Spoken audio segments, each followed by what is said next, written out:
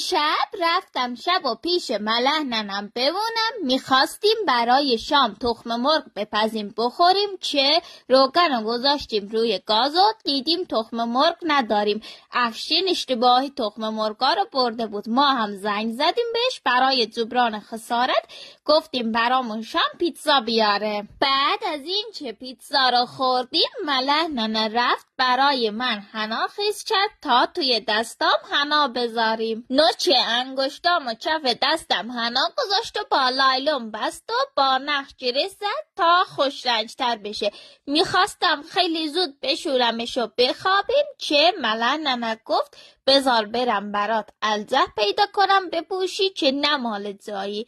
ما به ترکی به دستچش الجه میگیم. بعدش هم الجه ها رو هم با چش بستیم تا کاملا سفت بشه و جاهامونو انداختیم تا بخوابیم.